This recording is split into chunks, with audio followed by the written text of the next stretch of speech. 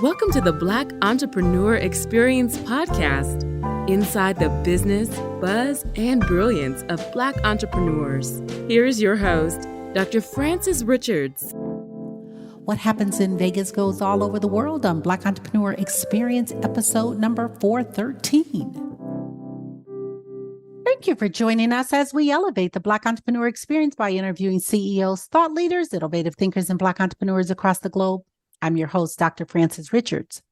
Our next guest is an author, international speaker, perpetual volunteer, empowerment evolutionary, and founder of B5 Reaffirmation Box.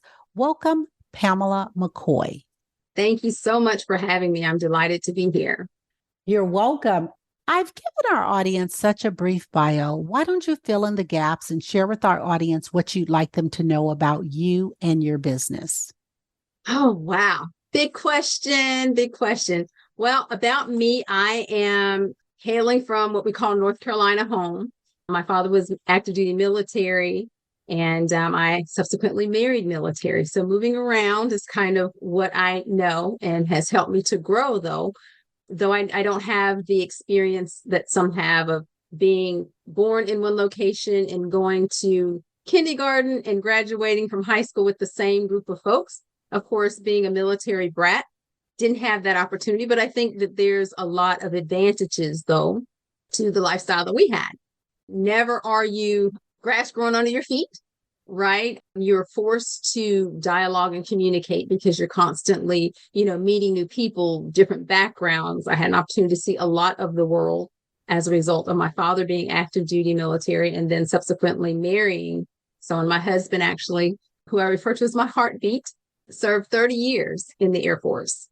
And so between he and my father, got to see a lot of the world and meet a lot of interesting people from a lot of interesting background. As for my businesses, my background, I have a degree from North Carolina State University in business, God bless, with a concentration in economics. And my background initially in corporate was around credit and credit cards, private label. But the last portion of my corporate career was spent in banking. I'm still on the credit side.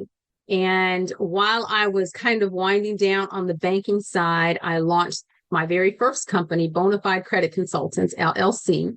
It's spelled a little different like my name. So it's BONA, the number 5D, Credit Consultants, LLC. And on that division of my company, we focus on financial capability education, personal money management, helping people manage their money and understanding credit in its entirety.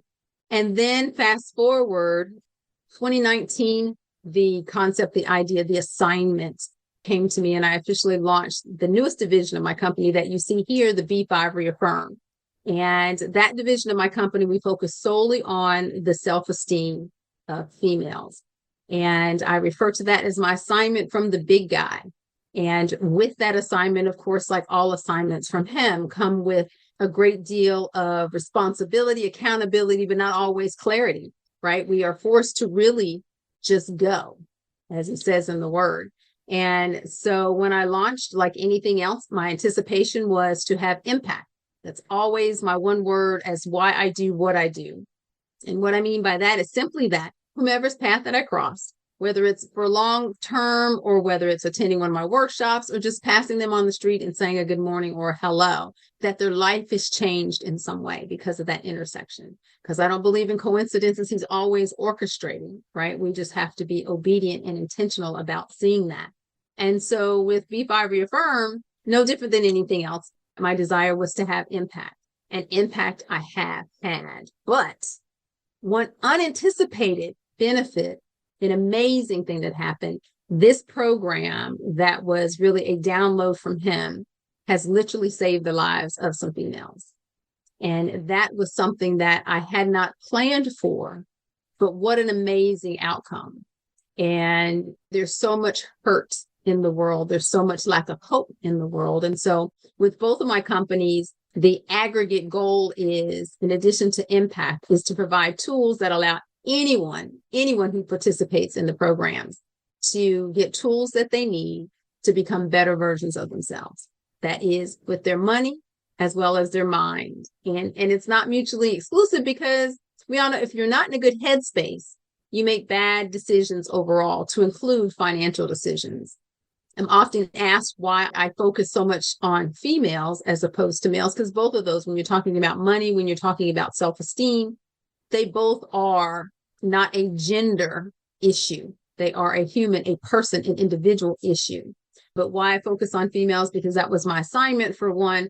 But I just think that for a lot of reasons, females need that extra special intentionality about disseminating that information, right? We're natural nurturers for the most part. And too often we sacrifice our own self-care, our own self-worth, our own self for others. And so giving them those tools really is important to me and a driver for me. So in a nutshell, that's kind of why B5 and who I am and why I do what I do. And how do you make impact daily? How do I make impact daily is being intentional about people that I intersect with, right? That I really see them. And that's profound in that right now, I spend a great bit of my time. I have a contract with our school district here. And so they have me working with mostly our at-risk youth. And so that gives me opportunity, mostly females, but I do engage with the males as well to some degree. But I think some of these youth that are misguided, misdirected, it is coming from a place of lack of hope. It's coming from a place of not feeling like they are seen, right? Yeah, you see them with your eyes, but I really mean, when I say being seen, meaning seeing their heart, seeing who they are, and really hearing them. Not just I see their lips moving and words coming out, but hear them. And because they don't feel seen, because they don't feel heard, it contributes, unfortunately, to these high statistics that we see as it relates to suicide. Suicide still is the number 2 cause of death between folks 10 and 34 years old. And the pandemic amplified, magnified, and just that whole demographic of lack of hope, really. And so right now, as we're coming out of, because I don't know that we'll ever be completely out of it, we're just going to learn to live with it like we learned to live with the flu and all of those kind of things. I think being intentional about seeing people, and not just our young people, because this program I have, since its launch, I've already served over 1,000 females, and they range from the age of 12, 13 to what I like to call my sassy seniors in their 70s and beyond. Because the reality is, when you're talking about self-esteem, it's not an age thing. It's not a zip code thing. It's not a how much money you have in the bank thing. It's not who your grandmama is thing, right? It's not where you live thing, what you drive, what you wear. It truly is a self thing. And to be able to be the chosen one to give what I call this gift of self to all those that I interact with, that is my motivation. That is my driver. That is what fuels me to be able to walk in my purpose and make that kind of impact on people daily. There are so many brands and businesses that are dominating. Talk about a brand or a business that's dominating, Pamela, and you admire, and why. Oh, wow. It's not one of the typical brands. I would say the J. Hud brand, Jennifer Hudson. I followed her for a lot of years, from her American Idol days till now, that she has her own talk show and all of that. But just her journey is intertwined with faith, right? And my faith is very important to me. It is my driver. So when I say an assignment from the big guy, that's exactly what I mean. Like, he is orchestrating and in the forefront of all of that. But I think her brand is human. Her brand is heart. Her brand is people, right? Among all the other actual things, the singing and the acting and, the talk show, all of those, because they're all her, right? It is that she sees people's heart, that she truly is an example of seeing people, caring about genuinely in a bona fide way about people, and being unapologetic about her faith. And if you know her story, she's been through some trials and tribulations that, you like wondering, oh my gosh, I don't know that I could still stand after that, right? But it's her faith that allowed her to get through that and now be this example for others to see. And I know she's got money and fame and celebrity, but when you see her, when you talk, you hear her, it is, you see her, the person, right? You're not like, oh my gosh, money, money. It's not that. Though there are people, the first thing you see is, or the first thing you're drawn to is their money or what, but it's how she carries herself each day. It is so clear that it is authentic, right? Because when you see her in different places, in different atmospheres, around different kinds of people, different levels of people, if you will, she's still the same. And I think that speaks volume. And so that is a brand. That is something that I hope people will be able to say about Bonafide and B5 Reaffirm, is that authenticity, that Bonafide really, really genuinely caring about people. I am so not motivated by money. And so this, some of these programs and boot camps, that always comes up the pricing thing, because I get that you got to make money and all that. And I'm in business to make money like everybody else. But making money has never been my driver. My mission is always the driver. And for example, what I mean by that is, say these boxes in the workbook. My assignment, with that assignment came a number. That number was that I am to implement my program, introduce 1 million females to B5 Reaffirm. It's a big number. I'm already over 1,000 in, but 1,000 to 1 million, that's still, I got some road to get behind me. And I get that. And I know that I can't do it alone, but I know through him, all things are possible. And if that's my assignment, I know that he will make it happen, right? Someplace, somehow, some way, or what have you. Serving these 1 million females, it's not about, oh, if I were to sell this box for $1 each and I served 1 million, that's $1 million, right? Easy math. But for me, my Jesus math says, if I were to serve those 1 million females and only make 500,000 or 20, like that would be okay with me, because my assignment would be complete as he gave it to me. It's not about, oh, I got to make X number of dollars. Because I never have, when I tell you, and I know it's not everyone's story, but I'm truly blessed that I can say that I have never needed anything. I wanted for some things, but I've never in my entire life needed anything that I didn't get or have access to. And that is such a blessing. And that speaks volumes. And so it also says in the word, too much is given, much is required. And I get that. And I'm okay with that.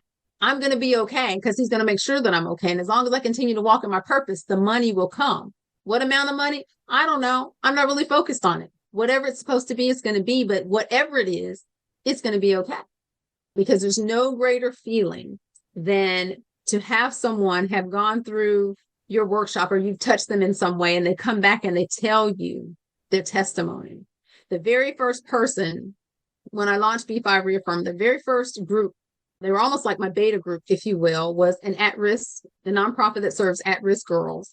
And I launched the box with them. And at that time, it really was just focused on serving this group of girls. It wasn't about a business. I wasn't even thinking of business at the time. It really was just serving these girls. And after it was all said and done, I thought, oh, well, let me just get some feedback, right? So then I created a survey because I kept up with my girls. And so I went back one of my visits and had them do this feedback for me. And it all was really positive. Some of them, because I had demo boxes, wasn't these design boxes. So they wanted the box to be a little bit bigger. And so I did that and everything. But I kept in mind that I wanted the box to be small enough, because a lot of these youth that I serve are transient for whatever reason, whether they're in the foster system, the judicial system, or what have you. I wanted it that it would fit nicely in a backpack. Because of all the things they might have to let go, I wanted them to have this one thing that belongs to them and they could take with them no matter where they go, no matter where they ended up.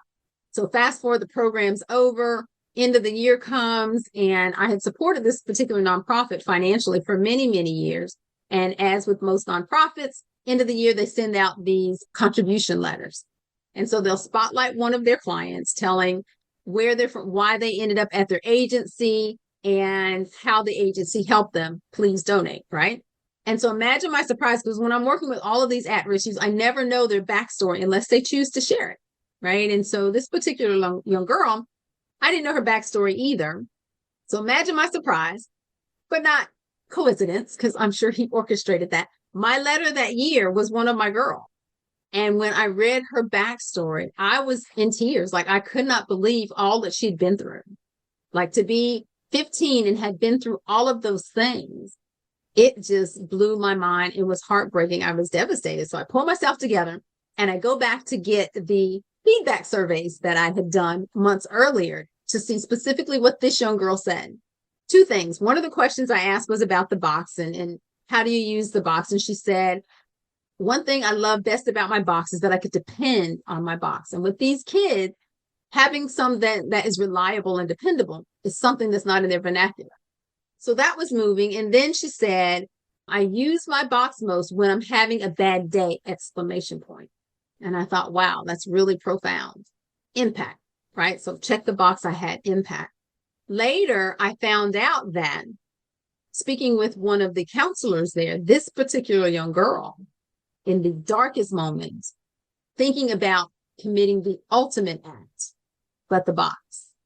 So then her words took on an entirely different context when she said, when I'm having a bad day, that was the worst kind of day because she was contemplating taking her own life, but the box, but the program. And that is what saved her, that little glimmer of hope, because it's all it takes is just a little glimmer of holding on. If you can't hold on for another day, hold on for another second, right? Because seconds make minutes and minutes make hours, right? And so this young girl is still here today to tell her story because I accepted my assignment. Because we all know, faith-based, your assignment is never for you. It's always for and about someone else. And so I was just floored when I heard that story. And just to put the icing on the cake, to further confirm the power of this impact. This young girl's name was not Pam or Kim or Tammy. However, her name was Serenity. And her life had been anything but peace until the box. That was my first testimonial of saving someone's life. And there's been several since then, but that one's always my favorite because it was the first. And because her name is Serenity. Like, you can't make this stuff up. Like, you just know that it's him. And when I can't explain it, I just say hashtag GISEC, which means God is so crazy cool.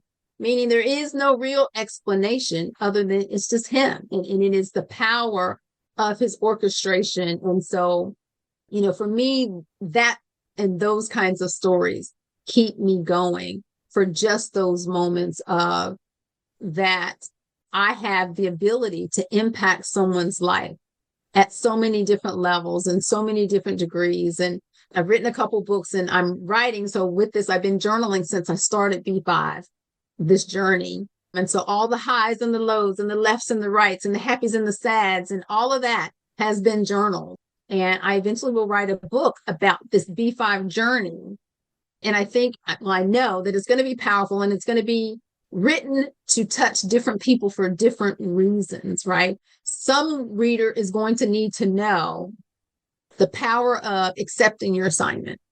Even when you don't see it all clear and laid out, you just go, you just do because you know that faith will meet you there. Somebody's going to need to know about saving lives. Someone's going to need to learn about self-esteem. Someone's going to need to learn about perseverance and not giving up and highs and lows and good and bad, and things don't always work out the way you anticipate them, but you still have to press on. Some readers going to need to know that all things are possible if you first believe in yourself. And so the mantra, the B5, stands for, there's 5 B's, that I'm a bona fide boss with brains, beauty, and a believer in me, right? And the operative word is me, that these females that I serve, it's nice if you have a cheerleading squad.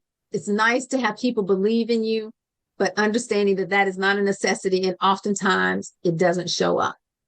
But what is required, what is needed is that they believe in themselves, even if no one else does, that they have the ability and understand and know their own power of self-belief, that they shout with confidence that I am a B5.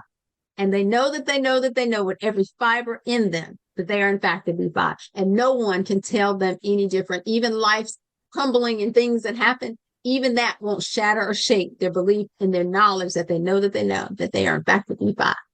And I need 1 million women. That is my mission. That is my assignment. 1 million women to know that with every fiber in them that they are in fact a B5. When I hit that number, the assignment will be done. But can you imagine what the power of that is? 1 million females across this globe that know that, how that's going to shift everything as we know it. Because when you are different, you show up in the world different. And when you show up in the world different, everything has to change. You can't even stop it from changing. And so that is the amazing outcome. I'm living for the day.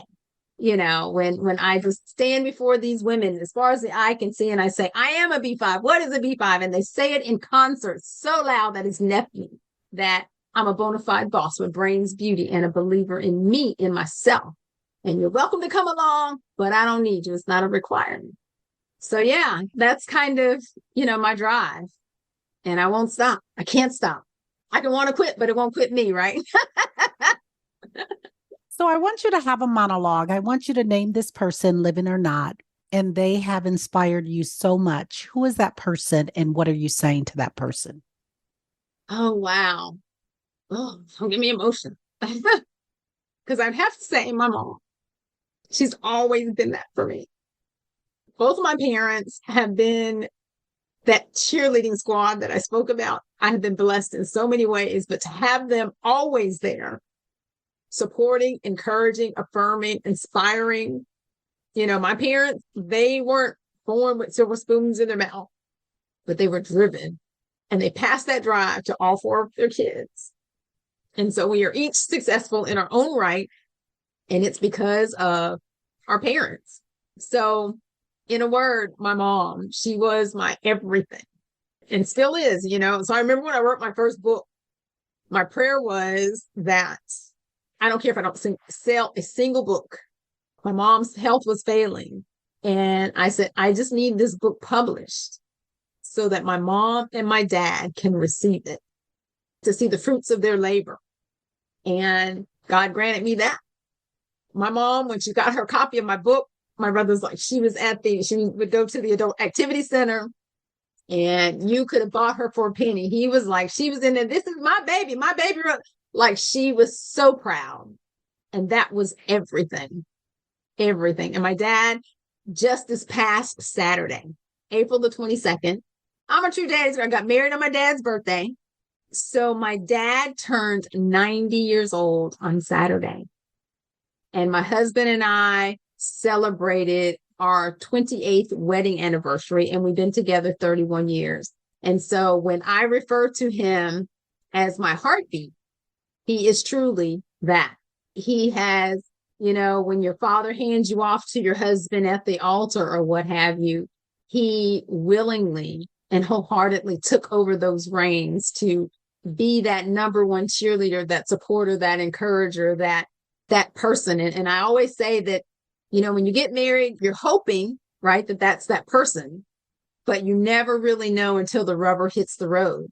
And so much so that when I left the bank, I was at the bank like 15 years, and they went through a reorg. And so they eliminated my position. And before that, I was on the fence whether I was going to leave or not, have a plan, make God laugh, all of that. So I had a plan, but it wasn't a plan to leave sooner than I left.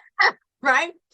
But so I was away from the bank, and I've probably been gone maybe 6-9 months or something. And we're out walking. I was still doing my bona fides. So I was doing my business, but I've always been a worker, right? The steady income kind of thing.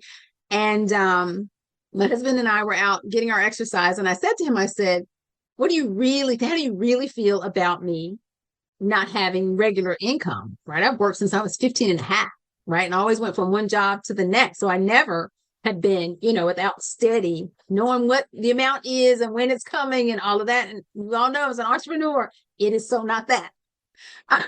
Peaks and valleys, highs and lows, meat, you don't eat, that whole kind of thing, right?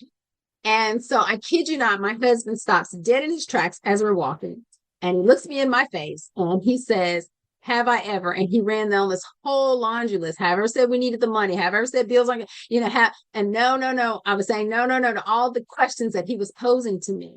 And he stopped and he said, how about you just do you? I got you. And oh my gosh, in that moment, like the world just shifted. Like I could feel the earth move kind of thing. I could not believe he had just said that to me.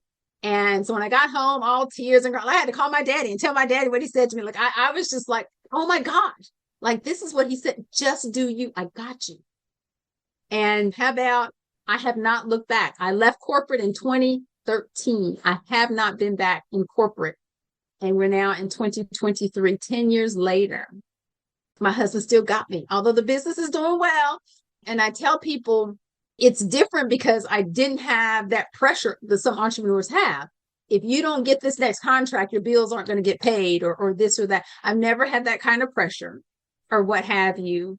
Because when I tell you my heartbeat, my safety net, my guy, like, he is just that. And God could not have placed a better match for me. He's not perfect, but he's shown up perfect for me. I just don't even know where I would be without him. Like, he is just all of that. 28 years of marriage, 31 years later, like, he is still all of that. And it's not always rainbows and unicorns, but when the rubber hits the road, like, really, when you talk about support, when you talk about perseverance, when you talk about true love, that's it for me. Talk about love, marriage, and entrepreneurship. Well, it's different. I'll just speak from my perspective, because sometimes when people are entrepreneurs, the husband and wife are in it together and that kind of thing. My husband has zero interest in entrepreneurship. He did 30 years in the Air Force, and now he was a contractor with the government. Then he switched over to civil service. He's about to punch. That's what they call the military. Retire again, January of 24. He's going to punch. He'll turn 65. He'll be retiring civil service. So he has no interest directly for himself in entrepreneurship, but he has interest in me, in what sets my fire. And so when I'm doing a book signing or what, he's there, managing the money and doing that. When I have workshops or seminars, when his schedule allows, he's right there in the back of the room, signing or doing or whatever, setting up, tearing down, whatever he needs to do. His success comes from me. What makes me happy, he's there to support me in what makes me happy. But he himself personally has zero interest in, he's not a social butterfly, didn't like to do networking and all. He'll go under duress sometimes, but yeah, he doesn't want that for him, but he's happy to support wanting it for me. So that's what makes our marriage work. Like, we just support each other in our own endeavors. So we have, which I think is very, very important, that you are individuals and then you become one. I remember a friend of mine said years ago, when people always say, oh, he's my better half or she's my better half. She says, no, you should never say that, because you have to enter the marriage as a whole, right? And so no one can be your better half if you were already whole. And that was kind of profound when she said that. But you have to show up as the whole, you meaning that you are able to stand alone, right? You have the confidence that you need, that self-esteem. That's what we work on at B5, right? That you have those tools to do that. But then you have this other whole person who wants to come alongside you and fortify, so the whole just becomes stronger, because it's two whole parts, but they come together. And it's really three parts, because for us, faith is important. So we have him at the center of that. So it's the three of us coming together. And you know what they say about that 3-chord thing, right? It's unbreakable. And so for 31 years, it's held strong. And so we're going for another 31. And Pamela, you're in our program. You're the 1 Million Black Women program with Goldman Sachs. Mm-hmm. Fill in the blank. Thank you, Goldman, because you have genuinely and intentionally decided to right or wrong, change behaviors. Thank you for believing in me, believing in my business, believing in my impact, believing or wanting to fortify what I already have started to make it stronger, to make me or position me for greater impact, greater stages, to do greater, to be greater. I think that choice that they made, I will forever be grateful. And those who've been through the program or in the program, yeah, there's some intense moments. There's a lot. It's not like grits and gravy. You're going to put in some work, right? And depending on where you are within the various topics that are covered, and all the topics are very relevant to a successful business. Some of the topics you'll find more difficult than others for you as an individual or as a business owner. but I would highly recommend that you accept the challenge, that you go all in and you prepare to put in the work. As I say in my first book, success only comes before work in the dictionary. Everywhere else in life, you're going to have to put in the work if you want to be successful. And this program is no different than that. We've had to put in the work. And I'm grateful. And, networking and collaborating and being able to meet like-minded people.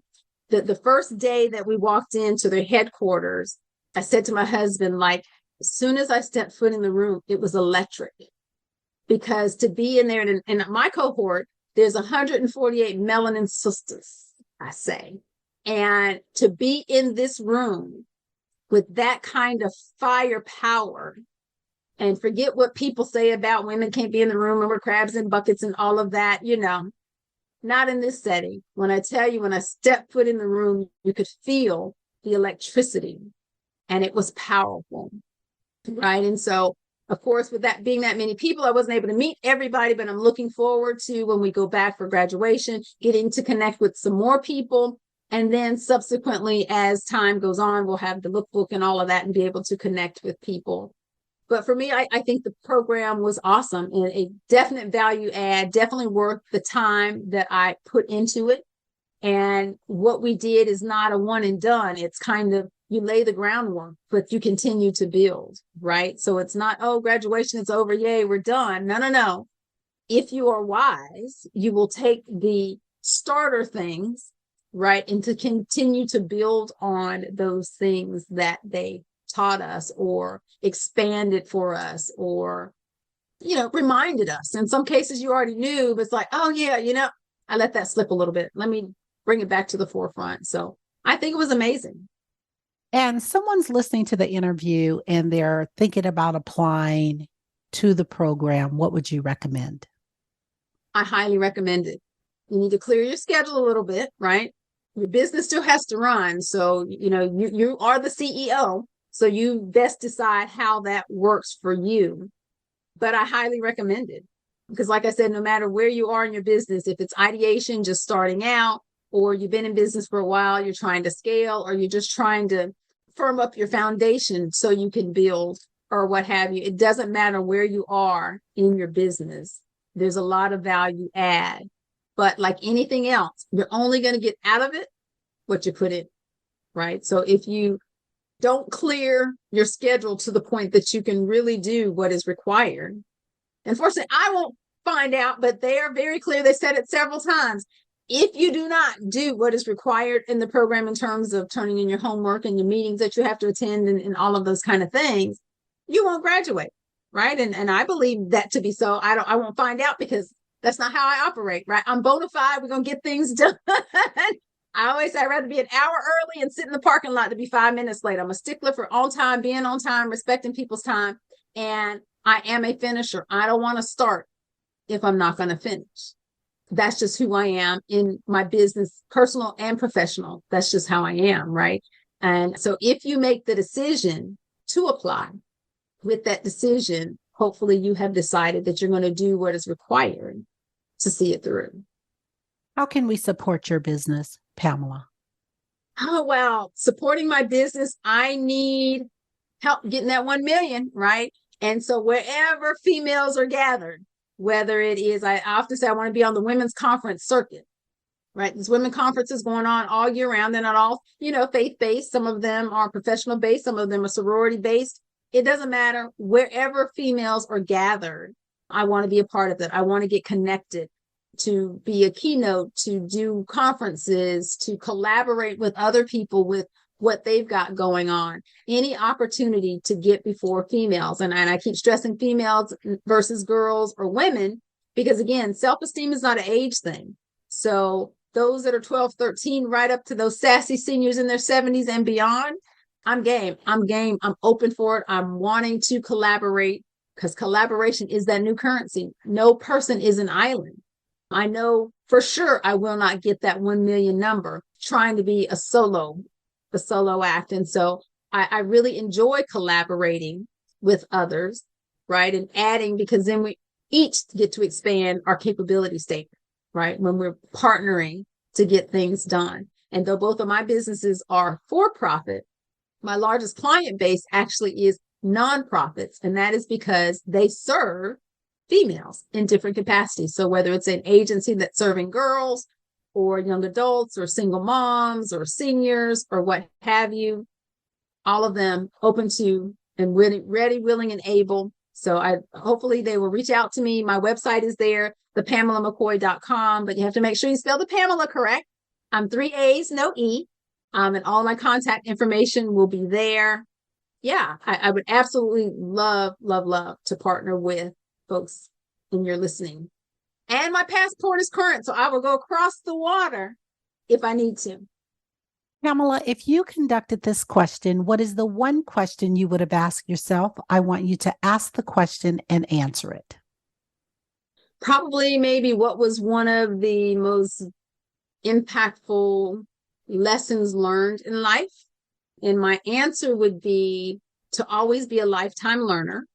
I've had things happen. One of the stories that I share as relates to B5 Reaffirm being birthed, that something that happened to me back in 1984, as tragic as it was, it had to be, I see now, for B5 Reaffirm to be. It was my freshman year in college, home on Christmas break, going back to school. It was a Sunday morning, wasn't even noon yet, Sunday morning. Left my parents' home. I was less than 5 miles from my parents' home when, just like that, my whole world changed. And if you were to see my car, you would wonder how I'm here. I truly am a walking testimony. That fateful Sunday, I got hit head on by a drunk driver on a Sunday in the morning. So it's left over from Saturday night, as well as he had open alcohol in his car. And that experience was life-changing on so many levels. I have, and people say they can't see, but I actually have a scar that goes all the way across my face because my face was open like a book at the accident. They had to use the jaws of life to get me out of my car. I ended up sitting out of college a semester in a summer to rehab because my collarbone was broke, my pelvic was messed up, my knees were messed up, and I had this face thing, right? They had to reconstruct my whole nasal passage and all of that.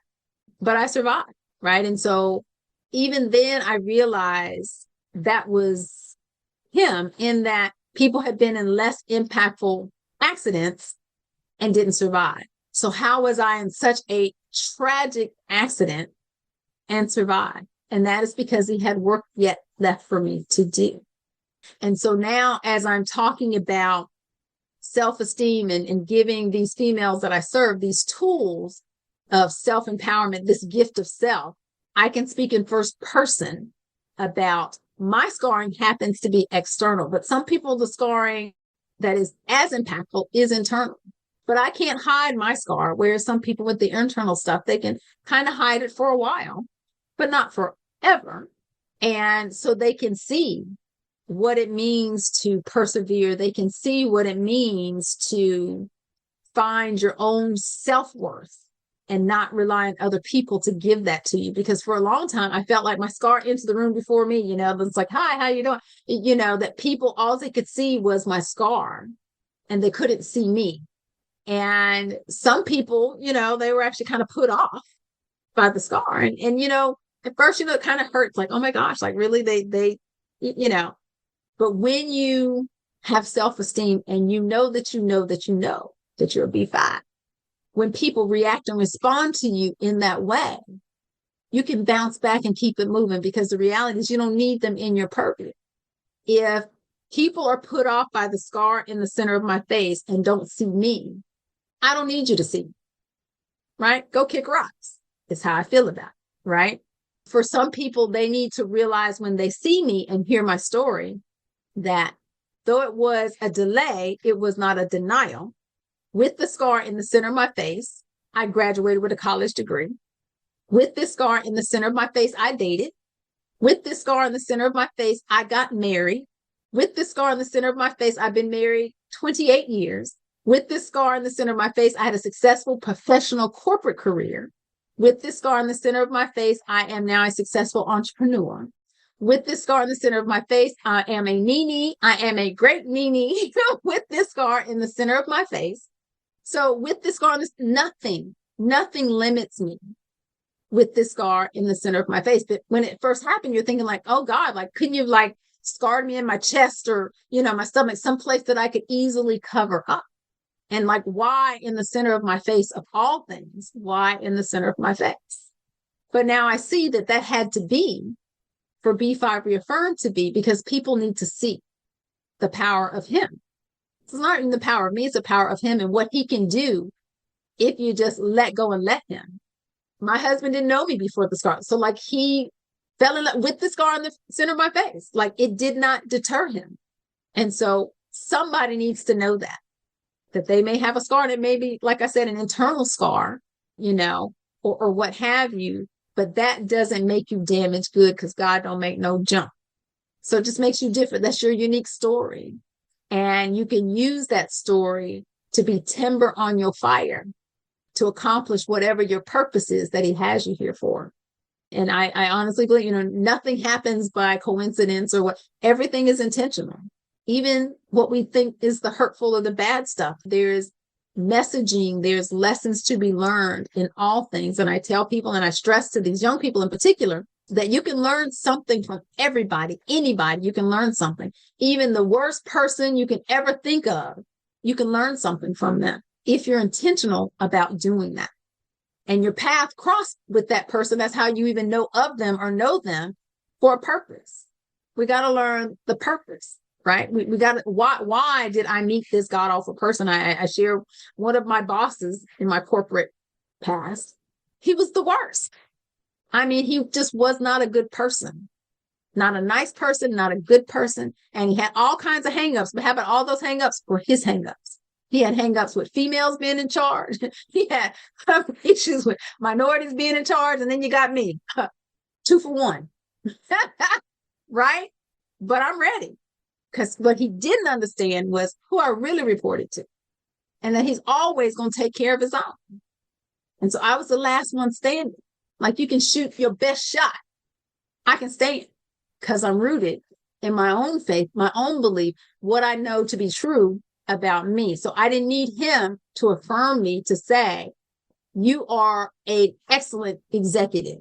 Like, you kick butt and take names. Like, I don't need you to tell me that, because how about I know that already? And one incident, I remember I got recognized because at that time I was vice president, collections, recovery, fraud, and probate, what they call the back end of the business, right? But I thrived there. I loved it.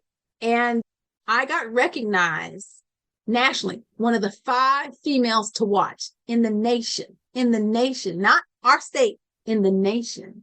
And one of his board members was congratulating me about that accomplishment. And my CEO, what he said to me was, when did that happen? Not congratulations, that's great, you make me look good. He said, when did that happen? And me and my infinite wisdom and my direction from the big guy, how about my response was, when you weren't looking, drop the mic. Because you can't hold him back. You can't stop when the train leaves the station with him as a conductor. There's nothing you can do except get out the way. And so, like, yeah, crystal clear. I don't need you to affirm me. It's going to happen in spite of, because I'm good at what I do, and I know I'm good at what I do. And that's why I couldn't fire me. I'm sure if he had an option, just because I was that double minority, daggone it, she's black and she's female, I need her up out of here. Not as long as I'm producing like I produce. Your board's not going to have that. So just be your best. We always got to show up the best version of ourselves. Every opportunity, you got to show up as your best, because we don't always get a second chance to make that first impression. That's right. We've come to the part of our interview. It's called Rapid Round of Fun. I'm going to ask you a series of questions, and I'd like you to give me very quick answers. If it's something you desire not to answer, feel free to say pass. Are you ready for the Rapid Round of Fun? I'm ready. What is your favorite comfort food? Salad. You relax doing what? Going to the beach, listen to the water crash on the rocks. The last movie you saw? Creed 3. Your favorite singer or rapper? I don't really have a favorite, but I like to listen to music with a message. Your favorite dance song? I would say I Am Not Perfect by Rochelle Farrell and Will Downing, because that was our first dance on our wedding. Your ideal car? Ideal car, a convertible. Workout or hit the couch? It's couch. Pamela McCoy, thank you so much for joining us on Black Entrepreneur Experience Podcast. Before we let you go, share with our audience the best way for them to connect with you and do business with you, and feel free to leave all your social media handles. Absolutely. So first off, you can go to thepamelamccoy.com. And again, you have to make sure the Pamela is correct, Pamala McCoy.com. You'll find all my social handles there. I'm on Facebook for both of the brands, Bonafide as well as B5 Reaffirm. Instagram, both brands, B5 Reaffirm, are Bonafide. On LinkedIn, I'm on TikTok. I don't really do a lot of ticking and talking, but I do have an account. But yeah, I would love, please reach out. Look forward to connecting with each and every one of you. Open to discuss and share ideas on how we might be able to collaborate to join forces for greater impact. Thank you. That's a wrap. Thank you for listening and subscribing to Black Entrepreneur Experience. We would love for you to leave a review and rating on iTunes and share with your friends. For show notes and more episodes, go to www.beepodcast.com. Join us next Wednesday, and remember, green is the new black. So keep your bank accounts and your business in the black.